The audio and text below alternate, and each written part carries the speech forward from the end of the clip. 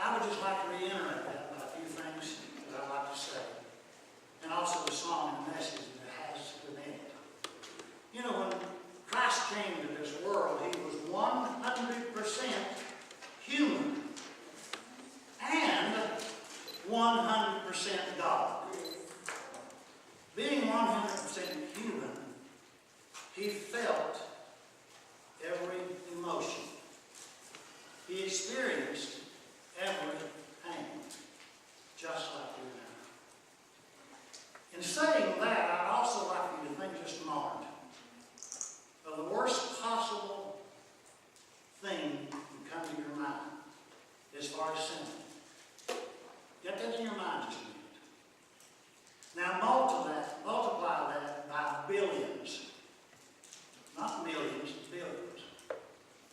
And the horrible feeling that had to be when Christ died on the cross for those sins and for these sins today. And I wonder, those of us that have given our life for Christ and failed, and we all do, does Christ feel those pains all over again when we sin? I think he does. So listen to the message of this song. Feel the negatives.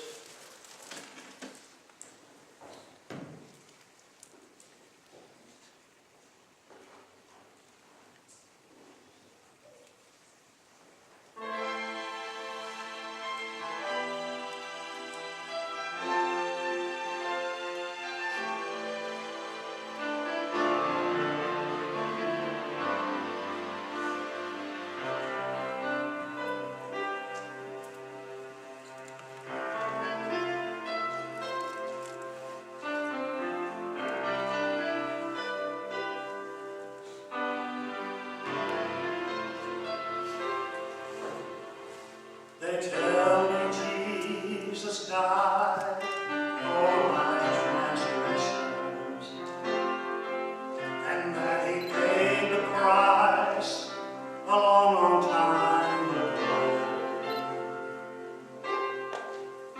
when he gave his life for me on a hill called Calvary.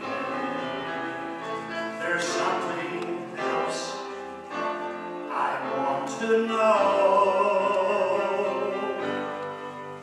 Does he still feel the nails every time I fail?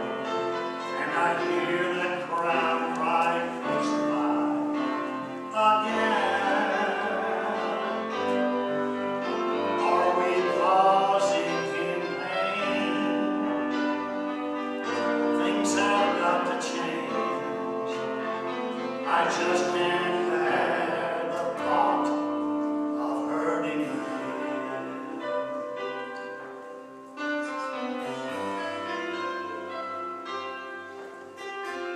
It seems that I'm no good at keeping promises, and I treat his precious grace so carelessly. But each time he forgives, what if he relives the agony he felt on that tree? Does he still feel the nails every time we fail? Can he hear the crowd cry, crucify again? Are we causing him pain? Then I know we've got to change. I just can't bear the thought of hurting again. Oh,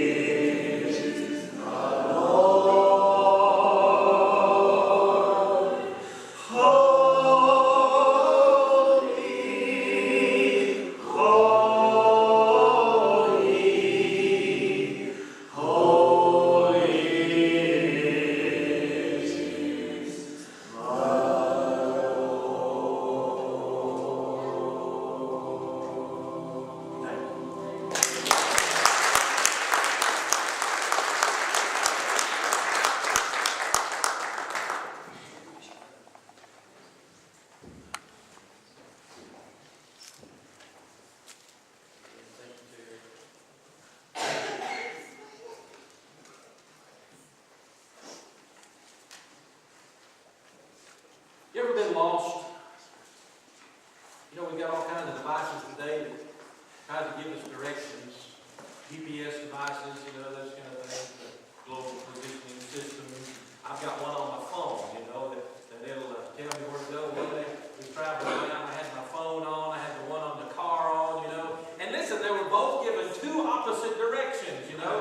One would say, you know, turn here at 500 yards. Another would say, go for 5 miles and then turn, you know. And so you didn't know who to follow, what to do. You know, it's amazing how those things can be that way. There's a man in his hot air balloon one day. He realized that he was lost, and so he kind of brought his altitude down a little bit, and he spotted this woman below, and he descended a little bit more, and he shouted, he said, "Hey, can you help me?" And he said, "I promised a friend that I'd meet him an hour ago." And he said, I don't know where I am. So she replied, she said, "Well, you're in a hot air balloon, and you're about 30 feet above the ground, approximately 40 to 41 degrees north latitude, between 59 and 60 degrees west longitude." He said, "Well, you must be an engineer." And she said, "Well, I am. How did you know?" He said, "Well, everything you told me is technically correct." He said, "But I have no idea what to make of your information. The fact is," he said, "I'm still lost." He said, "Frankly, you've not been much help at all." He said, "Now then, you've delayed my trip." And the woman said, "Well, you must be in management." And he said, "Well, I am. How did you know?" And she said, "Well," she said, you don't know where you were going, and you visited where you are due to a large quantity of hot air, and you made a promise which you have no idea to keep, and you expect people beneath you to solve all your problems. So the fact is, you're exactly in the same position you were when we met, but now somehow it's all my fault." Boy, getting lost or something. How do we get there from here? You know, you ever heard that way? You can't get there from here. Let's open our Bibles, if you will. Isaiah chapter 42, verse 16. When you find your place there, you can flip back over in the New Testament to John chapter 14, verse 6. Isaiah chapter 42, verse 16, and then John chapter 14, verse 6. You know, we've been talking about the series here of Jesus speaking to the crowd of people and describing himself to the group of people. In every instance that he used this "I am" statement, Jesus was describing himself in a way that connected with the spiritual need that they had in their lives. For instance, you know, as the Pharisees were looking at Moses as being the one who brought down the bread, you know, and that Jesus told the people, he says, "I am the bread of life." And